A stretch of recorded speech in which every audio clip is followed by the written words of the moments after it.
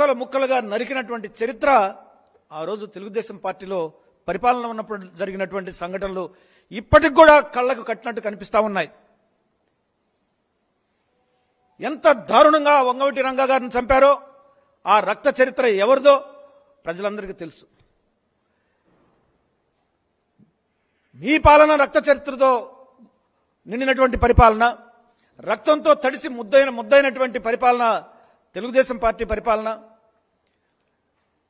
హత్యలు, దౌర్జన్యాలు, దోపిడీలతో కూడినటువంటి పరిపాలన తెలుగుదేశం పార్టీ పరిపాలన అని చెప్పేసి ఇప్పటికి కూడా ప్రజలు చెప్పుకుంటూ ఉంటే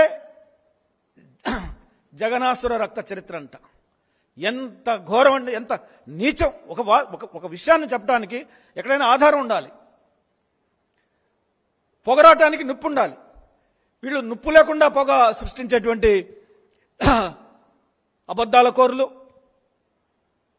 వాళ్ళ మీడియా ఛానల్స్ కానీ, పచ్చ మీడియా ఛానల్స్ కానీ, ప్రింట్ మీడియా కానీ పదే పదే అబద్ధాలని ప్రచారం చేస్తూ ప్రజల్ని తప్పుదారి పట్టించడానికి, ప్రజల్ని మభ్యపెట్టడానికి, ప్రజలలో మైండ్ అంతా కూడా, వాళ్ళ మనసులంతా కూడా కలచివేసి ఒక అబద్ధాన్ని నిజంగా ప్రకటించి దొడ్డిదారిన అన్యాయంగా, అక్రమంగా, అబద్ధాల పునాదుల మీద మళ్ళా అధికారానికి రావాలని కోరుకుంటున్నటువంటి టీడీపీని ప్రజలందరూ కూడా గమనిస్తున్నారని చెప్పేసి ఈ సందర్భంగా నేను తెలియజేస్తా ఉన్నా. పెత్తందారీ పాలనలో రాష్ట్రం విధ్వంసం అంటారు. ఈరోజు గత 5 ఏళ్ల పరిపాలన పెత్తందారీ వ్యవస్థకు పేదలకు మధ్య జరుగుతున్నటువంటి పోరాటంగా ప్రజలందరూ చెప్పుకుంటా ఉన్నారు.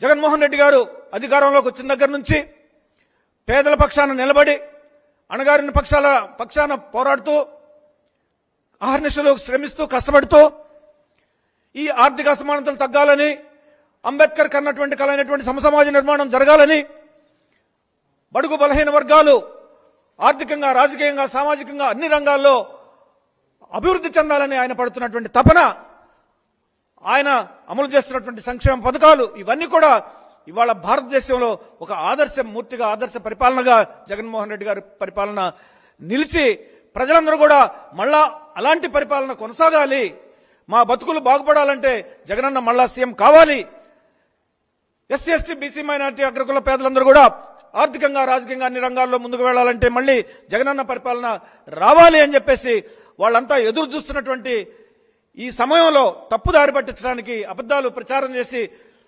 అధికారానికి ఏ విధంగా అయినా రావాలి అని చెప్పేసి ఒక దుష్ట ఆలోచనతో పెత్తందారి పాలనలో రాష్ట్ర విధ్వంసం అని చెప్పేసి టైటిల్ పెట్టడం జరిగింది. మిత్రులారా, ఎస్సీ ఎస్టీ సప్లాన్ నిధులని దారి మళ్లిస్తున్నారని ఒక గోబెల్ ప్రచారం చేస్తున్నారు ఈ పచ్చ మీడియా, తెలుగుదేశం పార్టీ. వాస్తవానికి ఎస్సీ ఎస్టీ సప్లాన్ నిధులు ఏవైతే ఉన్నాయో వాటిని దారి మళ్లించడానికి ఎక్కడ కూడా అవకాశం లేదు. ఎందుకంటే భారతదేశంలో 2 రాష్ట్రాలే ఎస్సీ ఎస్టీ సప్లాన్ ని చట్టంగా తయారు చేశాయి. ఒకటి ఆంధ్రప్రదేశ్ 2012లో, 2013లో కర్ణాటకలో రాష్ట్రం. ఈ భారతదేశంలో ఈ 2 రాష్ట్రాలు మాత్రమే ఎస్సీ ఎస్టీ సప్లాన్ ని ఒక చట్ట రూపంలో తీసుకొచ్చాయి.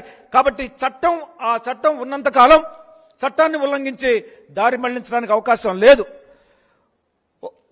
ఒక వాస్తవాన్ని చెప్పుకోవాలంటే ఎస్సీ ఎస్టీ సప్లాన్ ని తూచా తప్పకుండా సమర్థవంతంగా, అవినీతి లేకుండా అమలు చేసేటువంటి ప్రభుత్వం ఈ భారతదేశంలో ఏదైనా ఉందంటే అది ఆంధ్రప్రదేశ్ రాష్ట్ర ప్రభుత్వం, జగనన్న ప్రభుత్వం అని చెప్పేసి ఈ సందర్భంగా నేను గర్వంగా చెప్పగలను. ఎందుకంటే నేను కూడా మంత్రిగా ఎస్సీ ఎస్టీ సప్లాన్ ని అమలు చేశా. ఆ రోజు ఎస్సీ ఎస్టీ సప్లాన్ ని అమలు చేస్తున్నానని పేద వర్గాలకి, ఎస్సీ ఎస్టీలకు నిధులు నిరాఘాటంగా నేను గ్రాంట్ చేస్తున్నానంటే, అంటే వాటిని ఖర్చు పెడుతున్నానని ఆ రోజు చంద్రబాబు నాయుడు గారు నా మీద పగబట్టాడు.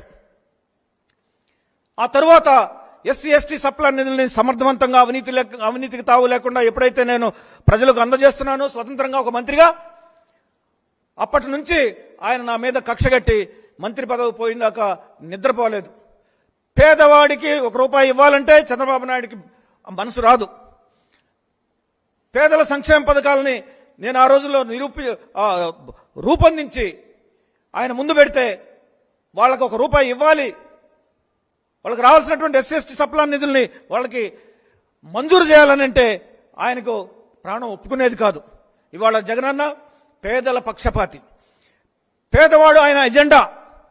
పేదలను ఏ విధంగా పైకి తీసుకురావాలి, వాళ్ళ ఆత్మగౌరవాన్ని ఏ విధంగా నిలబెట్టాలి, వాళ్ళ కాళ్ళ మీద వాళ్ళు నిలబడేట్లుగా ఏ విధంగా వాళ్ళకి సంక్షేమ పథకాలు అందించాలి, వాళ్ళు ఏ విధంగా సమాజంలో తలెత్తుకుని తిరిగి ఇతర వర్గాలతో సమానంగా పోటీ పడాలి, అభివృద్ధి చెందాలన్నటువంటి ఒక తపనతోటి 24 గంటలు పేదల పక్షాన నిలబడి ప్రభుత్వాన్ని ముందుకు తీసుకువెళ్తున్నటువంటి జగనన్న మీద ఈరోజు పెత్తందారి పరిపాలన అని చెప్పేసి ఒక దుష్ప్రచారం, గోబెల ప్రచారం చేస్తా ఉన్నారు. మిత్రులారా, విశ్వసనీయతకు నైతికతకు ఎవరైనా మారు పేరున్నారంటే ఇవాళ ఉన్నటువంటి రాజకీయ నాయకుల్లో ఈ భారతదేశంలో అది జగన్మోహన్ రెడ్డి గారు ఒక్కడే అని చెప్పేసి నేను ఘంటాపదంగా చెప్పగలను.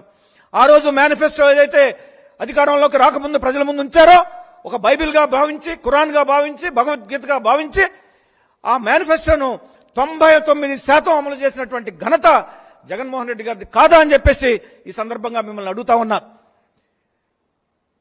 ఈ విధంగా మేనిఫెస్టోను అమలు చేస్తే మేనిఫెస్టోను పక్కదారి పట్టించారు, అమలు చేయట్లేదని చెప్పేసి నిందలు వేయటం ఎంత దారుణం అంటే ఇది ఇంతకంటే మరొక దారుణం, ఇంతకంటే గోబెల ప్రచారం మరొకటి లేదని చెప్పేసి ఈ సందర్భంగా నేను తెలియజేస్తా ఉన్నా. రక్త చరిత్ర. ఈరోజు లోకేష్ స్టేట్మెంట్స్ చూడండి మీరు.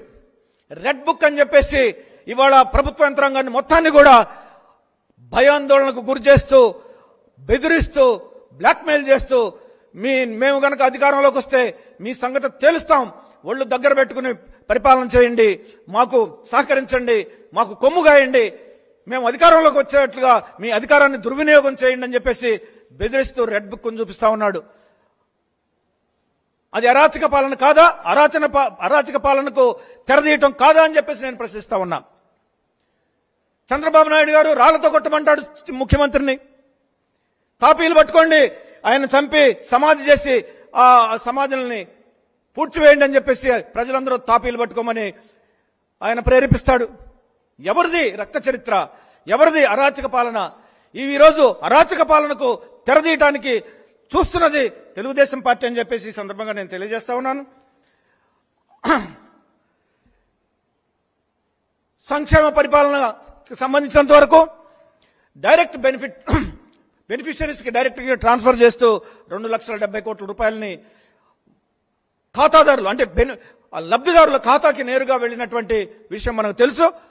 నాన్ డిబిటీ ద్వారా పరోక్షంగా వాళ్ళ సహాయం చేసింది మరొక 2,30,000 కోట్లు.